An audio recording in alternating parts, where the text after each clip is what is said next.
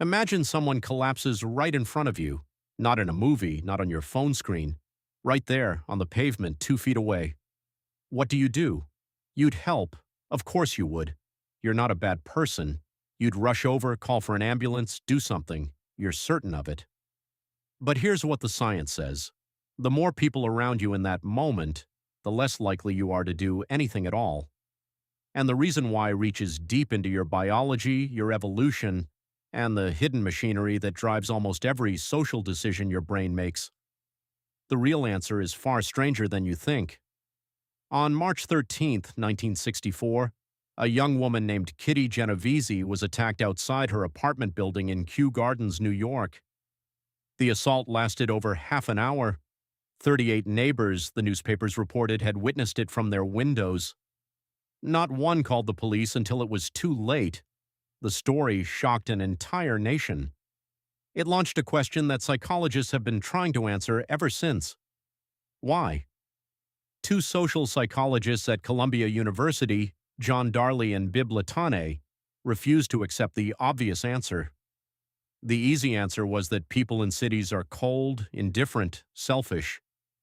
But Darley and Latané suspected something else was happening, something invisible, something that had nothing to do with whether those neighbors were good or bad people.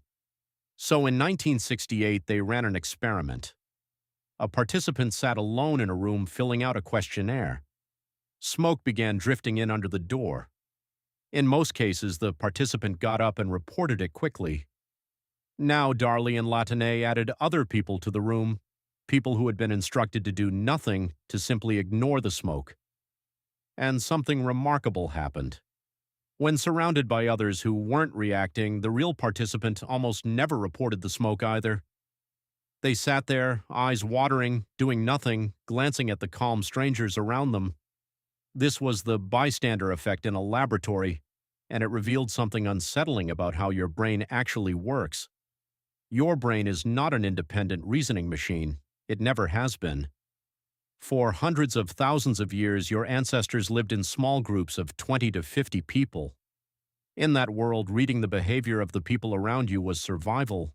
If everyone in the group suddenly froze, there was probably a predator nearby. If everyone started running, you ran too. You didn't stop to gather evidence. You didn't hold a meeting.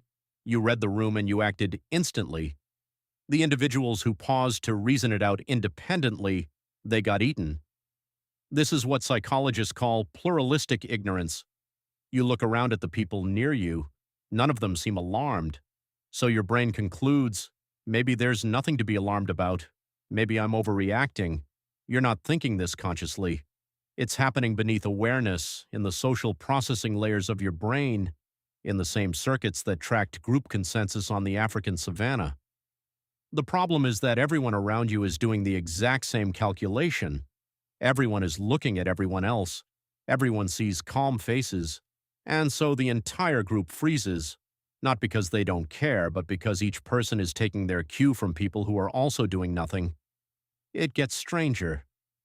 Darley and Latané found that it wasn't just the presence of others that mattered. It was the number. They called it diffusion of responsibility. In a group, your brain quietly distributes the moral weight of action across every person present. The more people watching, the smaller your personal share of responsibility feels. If you're the only one who sees an emergency, you feel entirely responsible. The weight of it lands on you alone. But if there are 10 witnesses, your brain calculates, without asking your permission, that each person carries only 10% of the burden, and 10% doesn't feel urgent. 10% feels like someone else will probably handle it. Think about that. The very thing that should make an emergency easier to respond to, more people, more help available, actually makes each individual less likely to act. Crowds create cover, not intentionally, not consciously, but reliably, mathematically, every single time. In 1970, researchers Irving Pilyavin, Judith Rodin, and Jane Pilyavin took this further. They staged collapses on New York City subway trains, some of a man appearing drunk, some of a man appearing ill and carrying a cane. They measured how quickly bystanders helped. When a person collapsed with a cane, looking genuinely unwell, Help arrived in an average of 5 seconds when there were fewer people around. But as the number of witnesses grew, that response time stretched. The ambiguity of the situation mattered too. The more uncertain the emergency looked, the more people waited for someone else to define it.